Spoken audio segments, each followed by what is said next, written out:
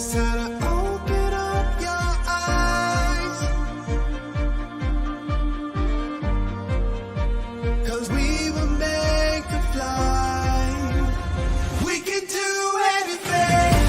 We'll shine like the sun, the moon, the stars. We can go anywhere. They'll see us no matter where we are, 'cause we got the fire. Oh, we got the fire. Oh, show the world the impossible is possible. Show the world the impossible is possible.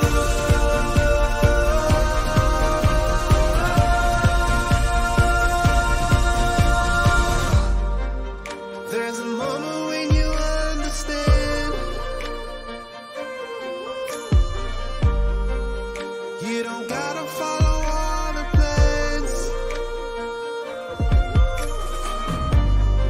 It's time to open up your hands. Good morning, good morning, good morning, good morning. Y'all come on in, and we're getting ready to get started on a recap of our September Board of Education meeting that took place on yesterday. And work session started at 2 p.m. Our voting session started at 7 p.m. And so we want to go ahead and recap and get started on that. And then we'll move forward into what's happening in and around the area. And then we'll close out with public comments. All right. So yesterday's Board of Education meeting, there's some highlights on there. There was the recommendation for approval for the 21st Century Grant. And so we've been talking about that for several years. And, you know, it's a program that is sponsored by the federal government to provide communities of need a after-school programming opportunity, and not just regular ASP, but bringing in program into the after-school program setting. And so 3 schools that have been funded for many years got funded again. And so we were able to approve that. One thing that we were able to highlight is the fact that as a community, we need to reach out to some of our schools, such as Riverside, that have had the programs in the past, and get with those principal leaders and see how we can encourage them to apply again for those programming pieces that are much needed. Again, it is a grant opportunity. The State Department, the Georgia Department of Education, is the one who actually facilitates that grant process, and but we would like to see applications coming from our portion of the county, and in hopes that at some point they will get funded so that we can improve the educational collateral in the southern portion of the county. And so we did approve that on yesterday. So the recipients are Baker Elementary, Big Shanty, and Kennesaw Elementary, and those schools are in North Cobb area. So that was part of the agenda. In addition to that, we closed out some capital outlay projects applications with the Georgia Department of Education for some of our SPLOST projects.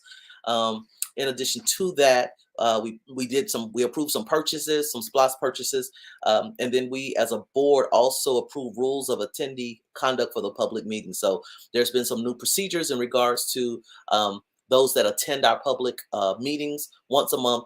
And so those policy, or that procedure rather, because it's not a policy, was ratified yesterday by the Board of Education. In addition to that, the F&T committee report was given by board member Scamelhorn, and so we'll be talking more about the F&T committee in the coming weeks locally, so we can discuss how we can better improve our processes regarding that particular citizens oversight committee in regards to the SPLOST projects in this area. Okay, we had in the evening session, we did our recognitions, and one of the recognitions I want to highlight is a young man, Mr. Dwight Phillips Jr., who was the 7A boys 100-meter dash state champion last year. If you recall, we had Dwight Phillips Day on last year at Pebblebrook High School, and so the board was able to recognize him on yesterday, and so we're excited about the future for Dwight as he moves forward. He's a phenomenal student and a phenomenal athlete, and we expect great things to come from him in the future. Also, Cobb County Public Safety Appreciation Week has began, and this is important that we appreciate our public safety officers. As you know, we did lose two Cobb County Sheriff deputies this past week in the line of duty. And so our thoughts and prayers are with Sheriff Owens, the Sheriff Department, and those families as we move forward and as we keep them in our thoughts and prayers, those families as they try to move forward as well. And but we appreciate all of our law enforcement officers, our school resource officers who serve our schools daily. And so we appreciate all of you during Cobb County Public Safety Appreciation Week. We also had two land properties that we are in the process of purchasing. And I bring those forward because both of those properties are in the Mableton area. So the first property, 440 Veterans Memorial Highway, we agreed to purchase that particular property and move into the contract stage for 440 Veterans Memorial Highway. So it's right off of VMH. It's approximately, I want to say, I don't have it in front of me, but it's approximately 6 or 7 acres. And so we were able to, we're going to work toward acquiring that piece of property. And then the other piece of property is right there at 6712 Factory Shoals Road. So Factory Shoals, we currently have 2 elementary schools on Factory Shoals, the new Clay Harmony Leland, and then also on the corner of South Gordon and Factory Shoals, we have Bryant Elementary. The piece of property that we are looking for, that we're looking to acquire, is 6712. Bryant is 6600 Factory Show Road. This is the piece of property that sits on the corner in front of Bryant up to the street of South Gordon. So we're looking to acquire all of that property that's adjacent to Bryant Elementary. And for, let me see, for $1 million. And that's a total of a little over 6.5 acres. And so we're going to be working toward securing those opportunities in the Mableton area on behalf of the Cobb County School District. All right, let's see what else we had. That is pretty much all of the main business in regards to that. So let's move to some of the superintendent remarks. He acknowledged 911, and I think is being renamed or rebranded as Patriots Day. Also, again, Public Safety Week, October 3rd through the 10th. Then we also had 10 high schools with national merits. They're national merits finalists in regards to their PSATs and things and how they're scoring in a lot of different areas. And then also just a note coming up is September 26th through the 30th is our fall break. So we will be out of school for the entire week. So please be safe during your fall break. I think the superintendent recommended not going to Disney World or Disneyland, Disney period. So so that we can ensure that we come back and we're safe and our communities are safe. All right, let's see. In the morning session, we had 5 people to speak at the work session. The first person is Miss Monica Delancey, right here in Mableton or Austell. We know Mableton. We know Monica because she is the director of We Thrive and Riverside Renters Association off of Riverside Parkway, and she came to bring highlights in regards to the South Cobb Business Association scholarships that was given to 3 of our students, 2 Pebblebrook graduates. 1 student has gone on to Howard University, Ms. Jada Roach, and then also Chris Bird. He's gone on to Johnson Wells College, and he was able to receive a scholarship. And our last recipient is at Kennesaw State University, and she's from South Cobb High School, and she also received a scholarship from the South Cobb Business Association. And so we appreciate the South Cobb Business Association for their continual engagement and impact with our students here in the southern portion of the county. Also, she highlighted that October 15th is the start of Hispanic Heritage Month. And so we're excited about that. I know that Bryant Elementary had Hispanic Heritage Day on yesterday. And if I'm not mistaken, I'm going to go pick up some tamales that were left for me. And so I'm excited about that on today. Then our second speaker was Stacy Efrat. and she wanted to talk, and her topic is money down the drain. And she's a post five resident. She's with Watching the Funds Cobb, and she questioned the purchasing practices of for the Iggy machines, those hand washing machines that are in the building. They actually had a picture of one of the machines. I guess it had a sign on it. It's not being used, and so she was questioning some of that purchasing practices. The third speaker was Heather Bauer, and she's also in Post 4. And she also is with Watching the Funds Cobb, and she wanted to speak in regards to the Iggy machines currently not being used in schools, and that the cost for the Iggy machine is a little over $14,500. And so she wanted to bring that toward the board in regards to that purchasing. The fourth person is Travis Smith. He's a former bus driver, and he was advocating for our special needs bus driver monitors, and asking that that there's some consideration in regards to improving what we currently pay the monitors as well. As you know, last month we were able to get our bus drivers $5 increase, but also raise the rate for incoming bus drivers. Up $5 as well. So we're talking about $25 an hour to become a bus driver here in Cobb County Schools. So if you're looking for employment, even if you do not have your CDL license, we will work to ensure that you have your CDL license. You will get the training and everything you need, and the pay starts at $25. So, but he was advocating specifically for our special needs monitors who help support our most vulnerable population on the buses. And so we appreciate you coming and speaking to us, Travis, to bring that before the board. Our fifth speaker is Jenny Peterson. She is a regular speaker at the Board of Education meeting, and she mentioned several current issues, and basically referencing how we can be better as a school district, but we cannot refuse to acknowledge the concerns of the community. We must be able to do that, and if we're going to move forward in a better manner. Thank you, Ms. Peterson. In the night session, we had approximately, I believe, 13 or 14 speakers to speak, and 13 speakers, yes.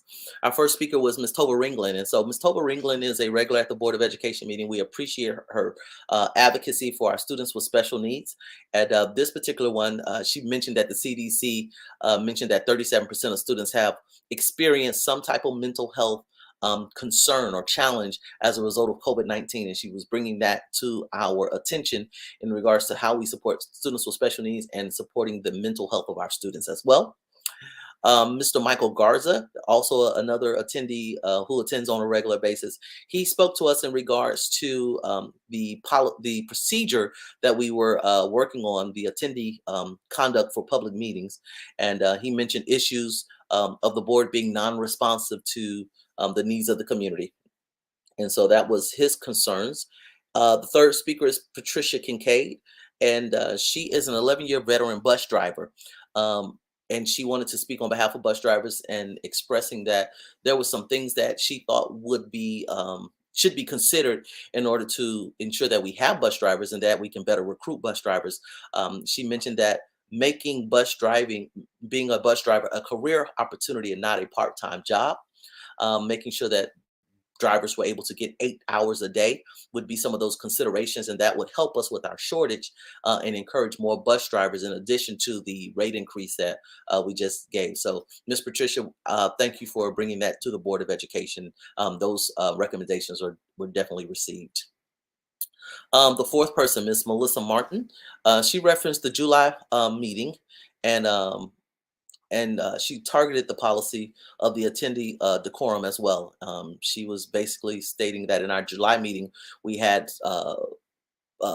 citizens from the Cobb County area who were not in favor of the policy, the gun policy, or the expansion of the public safety policy that the Board of Education created. And so she wanted to reference why that response came, and how it is reflective in the new policy for the attendee decorum. Our fifth speaker, Charles Cole, he also expressed concern with the enhanced safety policy that we just referenced, and his thoughts are that it needs more thought and more planning,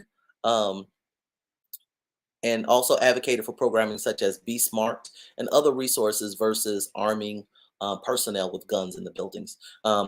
it's noted that Charles Cole is also a product of the Cobb County School District. This may have been his second meeting as well speaking. So thank you for coming and speaking to the board, Charles.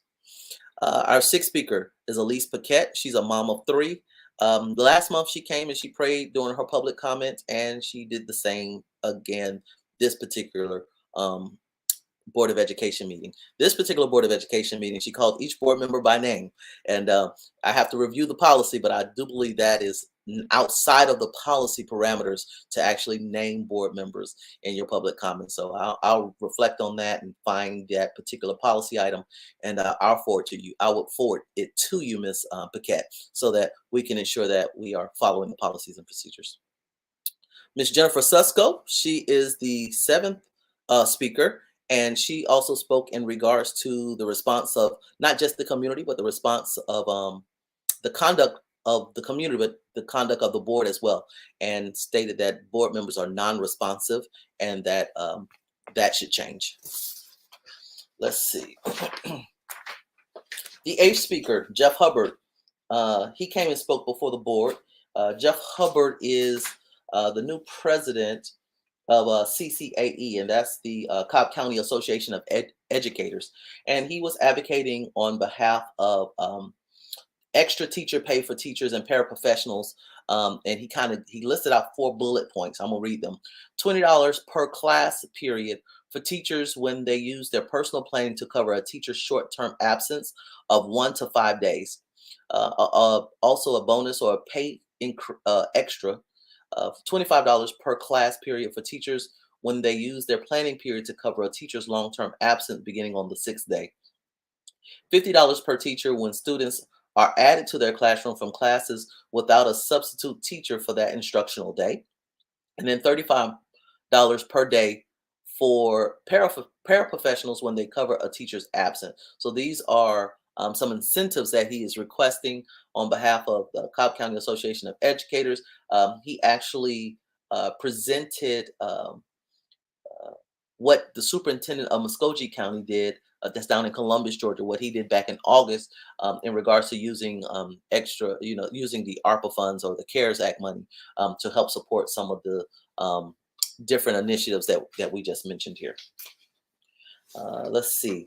Our eighth speaker is Ms. Sanders, and Ms. Sanders came, and we thank you, Ms. Sanders, for coming. She's a Wheeler student, and she talked about their years of work and in regards to the Wheeler name change and changing the name of the school.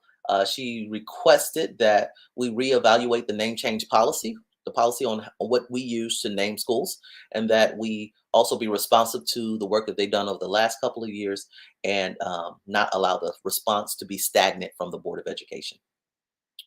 Our next speaker is also a student at Wheeler High School, Ms. Fatma Haya. Please forgive me if I mispronounce that. She also came and she was advocating in regards to the Wheeler name change, and basically stated that they will continue to come and they will continue to advocate. These young ladies were sophomores when they first joined this particular initiative, and now they're seniors, and how seniors have gone on, but people are still advocating for this particular initiative. And she wanted to let us know that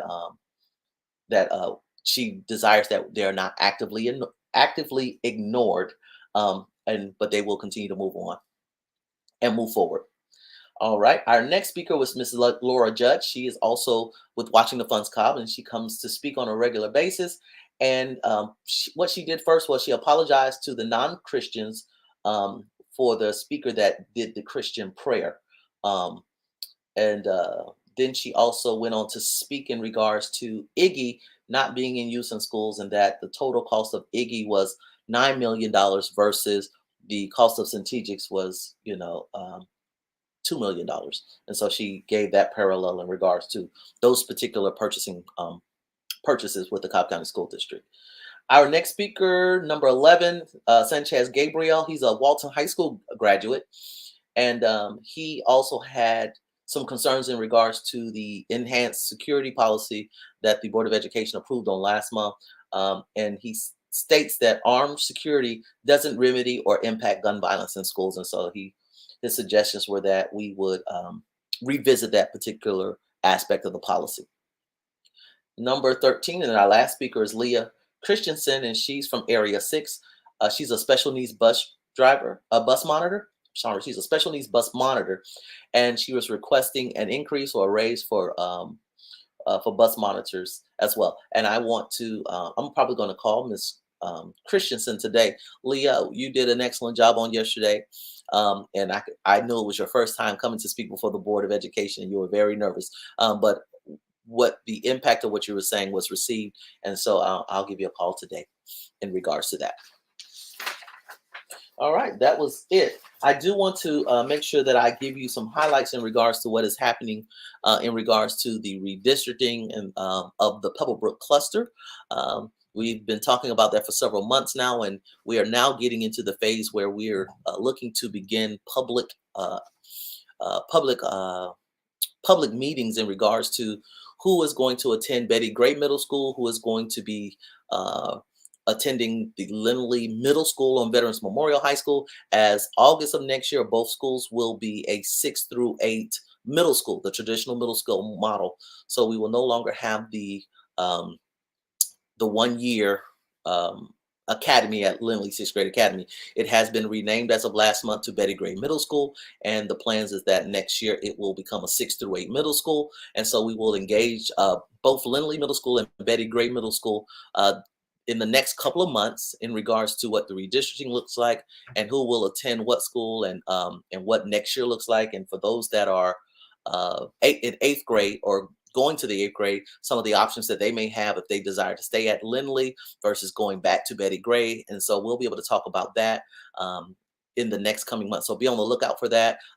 Lindley Middle School PTA will be hosting one of those town halls at Lindley Middle School. And so just be on the lookout. Myself and several of the district staff will come together to help facilitate those conversations.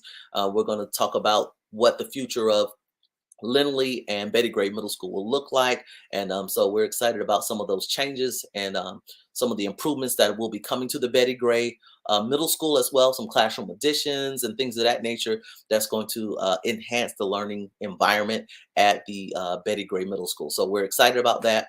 So be on the lookout for that information. We're going to try and get it out through our local PTA. We're going to get it out through our schools, through CTLS, parent, and the communication that we currently use through our school system. So please, I ask that all parents make sure that you are set up with CTLS so that you're getting the communication from our schools properly and timely so that we can stay engaged in what's happening with our schools.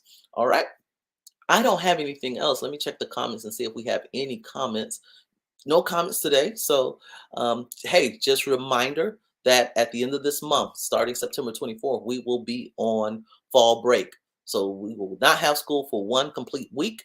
That is your time to rest and to get rejuvenated, and so that we can finish the first semester of our school year very strong. And and then after that, we're going to have conference week coming up in October.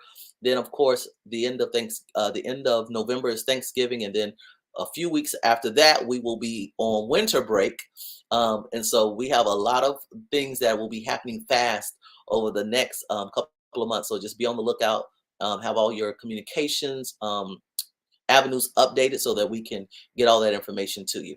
All right. As always, you know how to get in contact with me. I am Leroy Trey Hutchins on Facebook. You can also contact me via email at Trey, TRE, the number 4, cobbschools@gmail.com. You may also contact me via my Cobb County School District School Board email address at thutchins.boardmember@cobbk12.org. And we can correspond in any issues that you may have. Please reach out. I do want to say that I have gotten the emails in regards to the buses being late in the mornings, and then also the time in which the children in middle school are getting home close to 6 o'clock.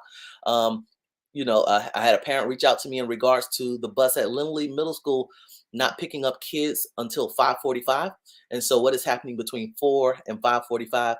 And so hopefully we will be able to address some of that with our local PTA at Lindley Middle School in the interim. And then also we will continue to push those concerns to the transportation department so that we're all working on a solution that is going to work best for everyone while we're in this time period of hiring new bus drivers to help fill some of those routes that our bus drivers are currently doing, double, triple, and sometimes four routes, which is why they're getting home so late. So we appreciate everyone for their patience as we work through this challenge, and then hopefully get some remedy to it real soon. All right. Until then, until next time, always reach out to me. And until then, you guys have a wonderful, wonderful, wonderful fall break. And we look to see you when we get back, refreshed, ready. And again, if you need me, you know how to reach out to me. I am here to assist in any way possible. All right. Have a good day.